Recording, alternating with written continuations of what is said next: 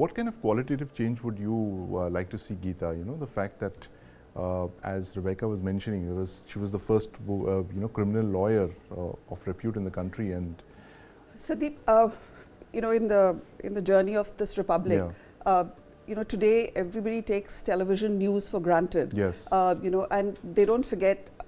There's a whole generation doesn't know that there was no television news. It was only Doordarshan news, and it was largely following, the Prime Minister where they went. You had Prime Minister dancing or meeting, and it was a very soft news.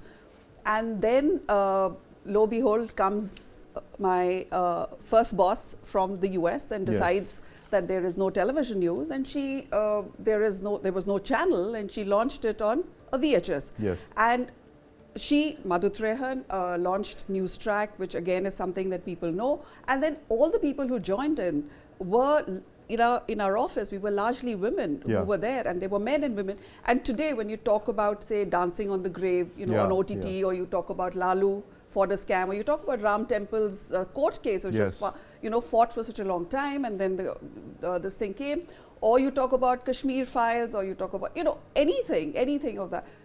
Our journalists were still being called to come and give, be there as part of the case, because we did that kind of journalism. So we were the first to start television journalism. 3 decades ago. And today, people don't realize the length, that we've traveled for so long and come here. And it was started by a woman. Right. And, but I feel it's funny that where you started at a level and instead of going up, we have a lot of women force in media, at least news and current affairs channel, I'm talking about.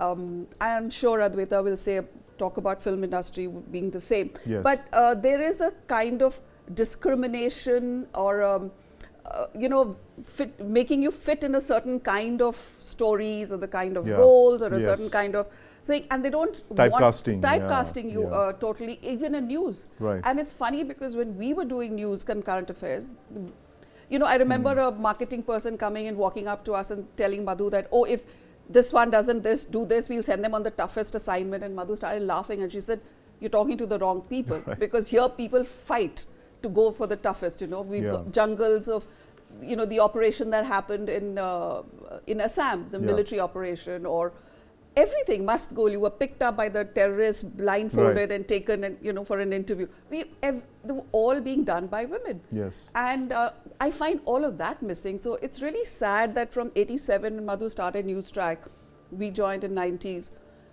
Instead of going up, we've sort of come down. And I don't know why that has happened. It's also, I won't say it's only the men. It's also the women themselves. Maybe they don't want to step out.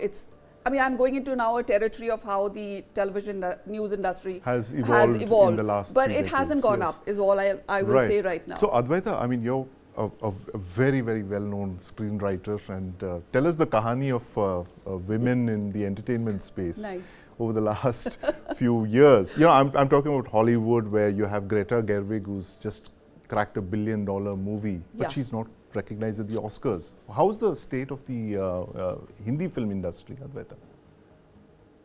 Well, it's not very different in that sense. There's a new film that's out, and there's always this speculation about the remuneration of stars in these movies. Right. And I can't really attest to the fact that this is correct or not, but the male and female leads of this film are superstars in their respective categories. Yes. And the female lead is earning about a little less than a third of what the male lead is getting for the film. Right? And because I know a little bit of the industry, I know that this is not a wild rumor. It's probably very true. Maybe a couple of CR here and there, but this is how it works. So there's definitely a boys' club. I was exposed to this very early on in my tryst with cinema, when I wrote a film, and everyone was focused on locking the hero of the film, although both the characters were given enough emphasis in my writing. So they were both parallel leads, but there was a lot of emphasis on cracking the right lead actor. And once we locked him, then I asked, innocently rather, like, who's going to be the female actress? And the response I got was, oh, it could be any one of these, one, two, three, four, right. 6.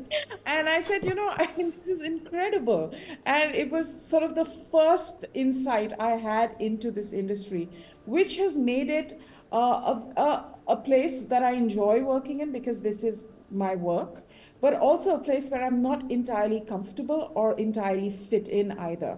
And I think that is something that women in all walks of life, in all fields, experience regularly. Apart from that, there's also the imposter syndrome. Right. Society has to a certain extent conditioned you to look at any professional success that you might have with a sense of guilt, and now marry that with the sort of shaming that often happens with any kind of success that a woman accrues to in her field of work. It's almost always attributed to a man. And these are just the realities of being a working woman in fields across the board: corporate life, media, legal. I mean, I don't know enough about the forces in terms of it's so still new, but certainly, I mean, this is very much a part of our experience as working women. And I think I'm particularly very grateful to the working women of the 80s, who were really the first generation of Indian women who stepped out of their home and really took on these challenges head on.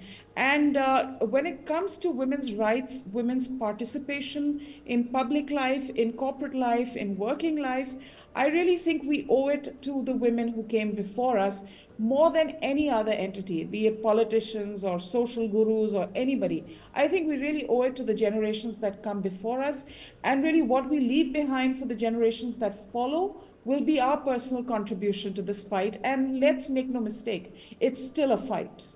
It's still a fight, and I want to ask Archana this point about this women in the workforce. Archana, the fact that we have one of the lowest ratios of women in the workforce, even lower than that of Bangladesh, and that's actually impacting our GDP. Why do you think this is the case? Is it because women are asked to choose between their work and their choose a work-life balance, and they end up choosing to stay at home to start a family, for instance? So this is a subject which I have worked a lot on, and I'd like to share something with you. Iceland is the country which has the highest, which is ranked the highest on the gender parity index. Yes. So we studied Iceland. We invited the ambassador to come and talk about the policies which Iceland did. How do you reach that position? And interestingly, he said that the basic change happened in Iceland in the early 70s when they extended school hours till about 4:30. Right. So what happened is that the women basically got 8 hours guilt-free work time. Right. And if you see the countries, after that we examined other countries, if you see the countries which have high participation of women, relative parity in, the incomes they earn, and these are countries which have very good childcare systems where mostly the school hours are long or they seamlessly turn into childcare. So this is something which we need in India to implement, because if you see, I'm from IIM Ahmedabad, 50% of my batch women are not working. I looked at a batch 8 years junior, and it was true for that batch as well. So why are these women not working? It's because they were staying at home to look after their children. Right. If the society does not provide a childcare mechanism, then these are valid choices for the women to make. So as a society, unless we take care of this problem, you will have, attrition. People will drop out at various stages. And once somebody has been at home for 10 years, then it's difficult for them to get back into the workforce, to get back a job. And especially if their colleagues would have moved on, to a position 10 years senior. So it becomes very difficult. So I think one of the major things we need to address when we look at women in the workforce, and women in India has actually been falling.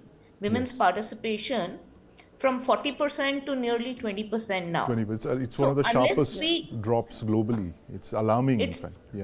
Yeah, it's dropping, and it's because of we're not taking care of this. We're not taking care of this issue, and unless we do it, we are not going to move ahead really with women. We will, but very slowly. Yeah, it's but if like, we solve this problem, yes. like if you allow schools to hold after school classes, or in the government schools you provide childcare or something like that, then we'll get a solution. News9 Plus. Download now.